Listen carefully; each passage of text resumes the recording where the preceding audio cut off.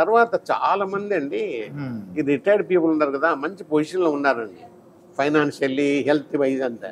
కానీ సొసైటీకి చాలా బలి అవుతున్నారండి, భయపడుతున్నారండి.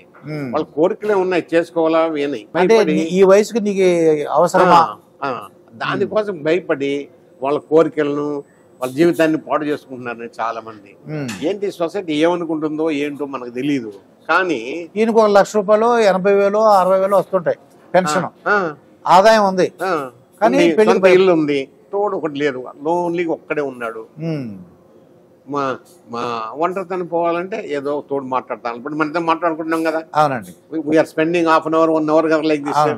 కానీ అలాంటిది ఏమీ లేకుండా ఒంటరిగా కూర్చుంటే ఎలా ఉంటుందో వాళ్ళకి చూసి ఆలోచించుకోండి. సరే, రెండో పెళ్లి చేసుకోవడానికి తల్లి అంటే ఒక భార్య కానీ భర్త కానీ కోల్పోయిన వాళ్ళ పిల్లలు మాత్రం ఎందుకు అభ్యంతరం పెడుతున్నారంటే, ఒకవేళ ఆస్తుల విషయం అంటారా?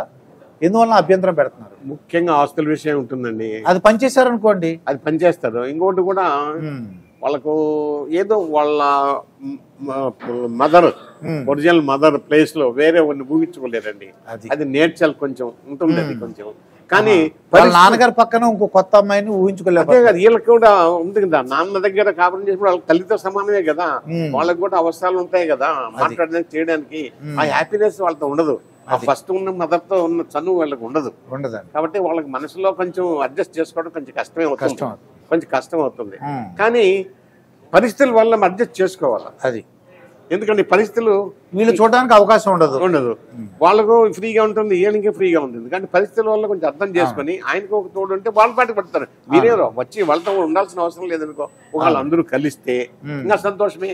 అది కానీ చాలా మంది ఉన్నారు కలిసి కూడా, పిల్లలు సొంత పిల్లలు మనకు చూసుకున్న వాళ్ళు ఉన్నారు, వాళ్ళ పిల్లలు మన పిల్లలు ఇద్దరు కలిసి కూడా ఉన్నారు చాలా మంది హ్యాపీగా ఉన్నారు కూడా. ఆదిగా కానీ కలవని వాళ్ళు కూడా ఆల్ రైట్, మీరు సపరేట్ గా ఉంటాం, మేము సపరేట్ గా ఉంటాం, అవసరం వచ్చినప్పుడు కలుద్దాం.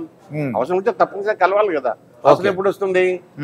ఏదో హాస్పిటల్ పోవడం, డిజబుల్ కండిషన్ లో, యాక్సిడెంట్ ప్లేస్ లోను, ఇలాంటప్పుడు తప్పనిసరిగా కలవాలి కదా. అవునండి. సో అలాంటప్పుడు కలవచ్చు. అది మిగతా విషయాల్లో మీ బతుకులు మీది, వీళ్ళ బతుకులు వాళ్ళవి. అది అంత పెద్ద ఇంపార్టెన్స్ ఏం కాదు కదా. ఫైనల్ గా మీరేం చెప్తారు అంటే, అందరికి 60 అంటే ఎవరన్నా భార్య కానీ భర్త కానీ చనిపోయిన వాళ్ళకి మీరేం చెప్తారు? నన్ను అడిగితే తోడేది చాలా అవసరం అండి. అది మనకే కాదు, మనకు రిలీఫ్ ఇచ్చేది, మన పిల్లలకు కూడా కొంచెం సదుపాయం. వాళ్ళకు అమ్మ నాన్న అది బానే ఉన్నారా? బానే ఉన్నారు, ఆయనకి ఏదో ఉన్నారులే, ఎమర్జెన్సీకి ఎవరో కూడా దగ్గర ఉన్నారు కదా, మనకి ఇన్ఫర్మేషన్ ఇస్తారులేని. కానీ ఒంటరిగా ఉండదు, పిల్లలు కూడా బాగా టెన్షన్ లో బాధపడుతుంటారు. అరే నాయన ఒక్కడే ఉన్నాడే, అమ్మ ఒకటే ఉంది, ఎలా ఆమెను వదిలిపెట్టి మనం వెళ్ళడం, ఎక్కడైనా పోవాలా రావాలనుకున్నప్పుడు ఇలాంటి టెన్షన్ కూడా పిల్లలకు కూడా ఒక రిలీఫ్ కంప్లీట్ గా. వాళ్ళ పనుల మీద వాళ్ళు కాన్సన్ట్రేట్ చేసుకోవచ్చు. నన్ను అడిగితే బోత్ సైడ్ అడ్వాంటేజ్. ఇద్దరు బోత్ పిల్లలకు కానీ వీళ్ళ జతలకు కానీ కంప్లీట్ గా మంచిది ఉపయోగపడుతుంది. అవునండి, అందరికి ఒక సదుపాయం లాగా సదుపాయం ఉంటుంది. కానీ చాలా మంది ఈ యంగ్స్టర్స్ కొంతమంది పిల్లలు ఒప్పుకోరు, అది రాంగ్ ఐడియాస్. అది నన్ను అడిగితే అది వాళ్ళ సెల్ఫిష్నెస్. అంటే ఆస్తుల కోసం కొన్ని ప్రాబ్లమ్స్ వస్తాయి, కానీ ఆస్తులు పంచుకుంటే పోయా ఏముంది దాంట్లో, సింపుల్ అంతే. మన ఆస్తులు అనుకో, పిల్లలకు మెచ్చేస్తే మనం ఉన్నదంతో ఇద్దరు బతికేదాన్ని కొంత పెట్టుకుంటే సరిపోతుంది, దానికే ఉండదు. అది పెద్ద సొల్యూషన్ ఏం కాదు, స్మాల్ సొల్యూషన్ కంప్లీట్ గా.